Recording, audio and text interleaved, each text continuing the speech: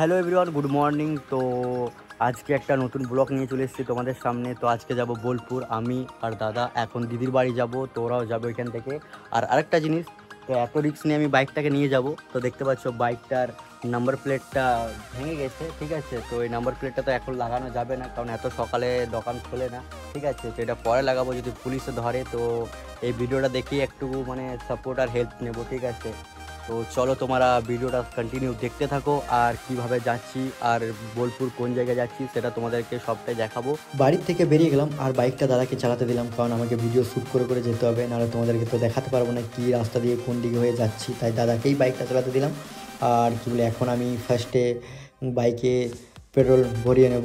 তারপর মানে এত দূর রাস্তা তো পেট্রোল তো ভরাতে হবে। তো এখন পাম্পের কাছে চলে এসেছি। তো ফার্স্টে পাম্পে তেলটা ভরিয়ে নেব, তারপর আমরা এখান থেকে ডাইরেক্ট দিদিদের কাছে যাব।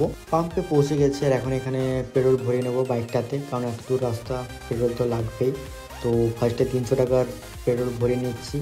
দেখা যাক এই পেট্রোলটাতে কত কিলোমিটার চলা যায়।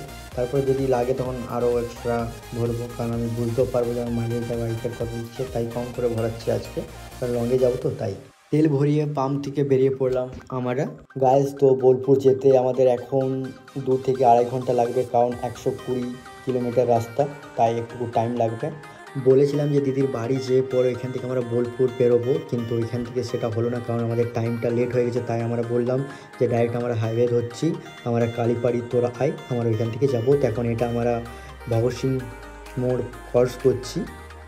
গাইজ, তো 51টা সতীপীঠের মধ্যে একটা সতীপীঠ যাচ্ছি আমরা মায়ের কাছে পুজো দেওয়ার জন্য, কঙ্কালীতলা বোলপুর, ঠিক আছে, শান্তিনিকেতন। তো সেখানেই যাচ্ছি মায়ের কাছে আজকে পুজো দেওয়ার জন্য। আমার চ্যানেলটাকে যদি তোমরা সাবস্ক্রাইব না করেছো তো সাবস্ক্রাইব করে দেবে, কারণ এরকম নতুন নতুন তোমাদের কাছে একটা করে ব্লগ নিয়ে আসতে থাকবো। আর ভিডিওটাকে স্কিপ করবে না, কারণ স্কিপ যদি করো তো তোমরা কীভাবে যাচ্ছি না যাচ্ছি সেটা তোমরা হয়তো বুঝতে পারবে না। তো তাই স্কিপ করবে না, ভিডিওটা কন্টিনিউ দেখতে থাকো। এখন চলে এসেছি আই লাভ আসানসোলের কাছে, আর এটা হচ্ছে জুগলি মোড়। তো এখান থেকে আমরা ডান দিকে যাব। এখানে দেখো সাইনবোর্ডে দেখাচ্ছে কলকাতা রোড ধরতে হবে। তো কলকাতা রোড ধরেই আমরা বোলপুর যেতে পারবো। তো ডান দিকে যেয়ে পরে আমরা হাইওয়েটা ধরবো।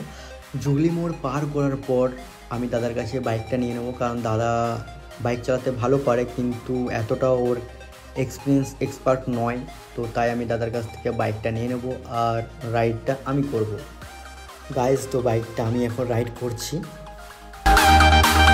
তো গাইজ, এখন চলে এসেছি কালীপাহাড়ি, ঠিক আছে, এটা কালীপাহাড়ির এরিয়া। তো কালীপাহাড়ি আমরা মোড় ক্রস করে চলে এসেছি, এখানে দাঁড়িয়েছি, দিদিদের অপেক্ষা করছি।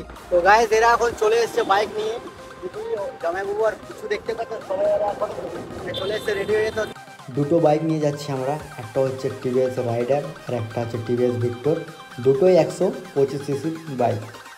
বাইকটা একটু ফাস্ট চালাচ্ছি, কারণ বাইকটা যদি ফাস্ট না চালায় তো সে টাইমের মধ্যে পৌঁছতে পারবো না 2-2.5 ঘন্টার মধ্যে। এখন পার করছি হেলথ ওয়ার্ড হসপিটাল দুর্গাপুর, আর এটা হচ্ছে জনসন মল। তো জনসন মল আমি অনেকবার এসেছি, এখানে ফটো ভিডিও রিলস বানিয়ে গেছি। তো এটা হচ্ছে জনসন মল। এখন ক্রস করছি বান্স কপা টোল প্লাজা পার করে কিছুটা আগে যে ফ্লাইওভার পাবে সেটা হচ্ছে দেবীপুর। তো দেবীপুরের সার্ভিস রোড হয়ে তোমাদেরকে লেফট সাইড নিয়ে বোলপুর শান্তিনিকেতন যেতে হবে। তো এখন আমরা লেফট সাইডটা নিচ্ছি, আর এই রোড ধরে সোজা যেতে হবে। আগে যেয়ে তোমরা দেখতে থাকো কোন দিকে ঘুরছি কাটছি। যেতে যেতে সাইনবোর্ড পেয়েছি একটা দেখতে, তো এখানে বোলপুর দেখাচ্ছে 43 কিলোমিটার। তো এখান থেকে আর বেশিটা দূর না। তো গাইজ, এখন রাস্তার মধ্যে একটু দাঁড়ালাম, জল টল খেলাম, কারণ তিস্তা পেয়ে গেছিলো, ঠিক আছে। আর এটা দেখতে পাচ্ছ সবুজে সবুজ একদম। আর এখান থেকে কত কিলোমিটার লাগবে দুটো? 50 কিলোমিটার। এখান থেকে আর 50 কিলোমিটার, ঠিক আছে, আর 1 ঘন্টার রাস্তা। আর কিছু বলতে চাই, জার্নিটা কেমন লাগছে? ভালো লাগছে। কেমন লাগে জার্নিটা বাইকে? প্রচুর কেমন লাগছে? তো তোমরা বলো, ভিডিওটা দেখতে থাকো। তো চলো এখানে গিয়ে দেখা যাক। চারিদিকটা খুবই বিউটিফুল দেখাচ্ছে, একদম সবুজই সবুজ, মন ভরে যাচ্ছে দেখে।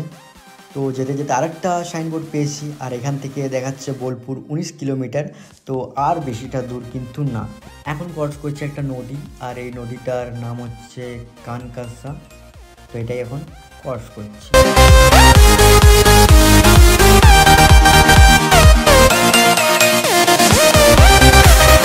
আবার একটা জায়গায় দাঁড়িয়ে গেলাম আমরা, একটা রোড সাইড দোকানে।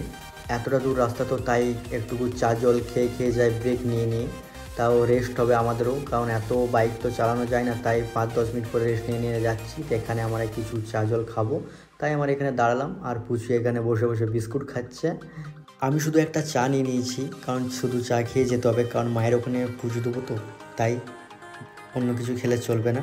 চা খেয়ে বেরিয়ে পড়লাম। এটা হচ্ছে বোলপুর মোড়। তো বোলপুর মোড় থেকে আমরা লেফট সাইড যাব সোনাঝুরি হাট দিয়ে। তো এই সাইড হয়ে যাবো আমরা কঙ্কালীতলা মায়ের মন্দির। সোনাঝুরি হাট এখন পার করছে, আর এই হাটটা কিন্তু খুবই ফেমাস হাট। পুরোটা রাস্তা দেখলাম ভালো ছিল, কিন্তু এই রাস্তাটা একটু খুব বাজে, অনেক গর্ত আছে, তারপর মানে বাইকটা ঠিক করে চালানো যাচ্ছে না। তো এই জায়গাটার লোকেশনটা হচ্ছে প্রান্তিক। এই রেলওয়ে ক্রসিংটাতে সবসময় ফাটকের গেট পড়ে থাকে। আগের বারও এসেছিলাম, তখনও পড়েছিল, এখনও পড়ে আছে। তো এখানে আমি বোলপুর এই নিয়ে আমার দুবার আসা হচ্ছে। আর দেখো ট্রেনটা এত আসতে যাচ্ছে, মনে হচ্ছে আমরা কালকে পৌঁছবো।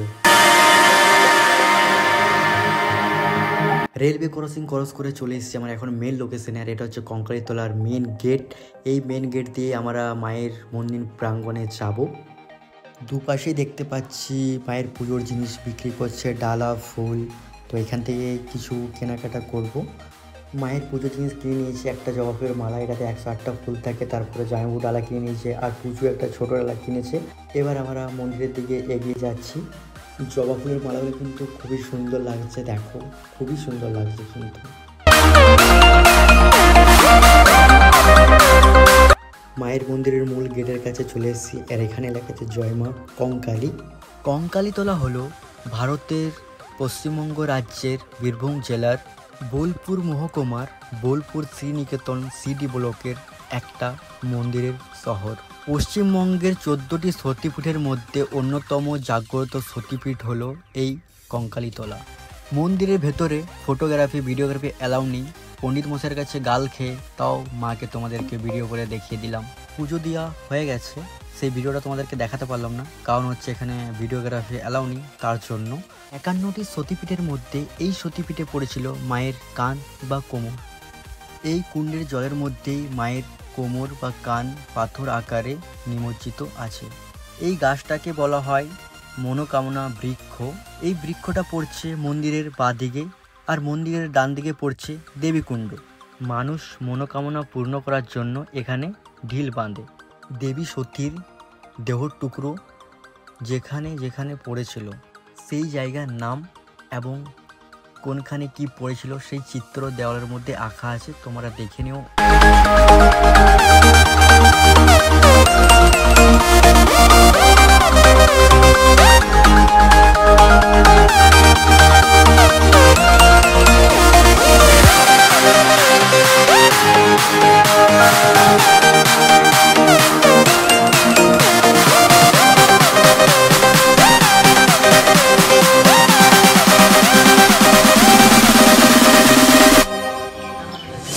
এখন বসে গেছি মহাভোগ খাওয়ার জন্য আমরা, আর এখানে প্রচুর প্রচুর মানুষ খাচ্ছে। তুমিও যদি আসো তো তুমি এখানে মহাভোগ খেয়ে যাবে। গাইস, আজকের ব্লগটা এত দূরেই ছিল।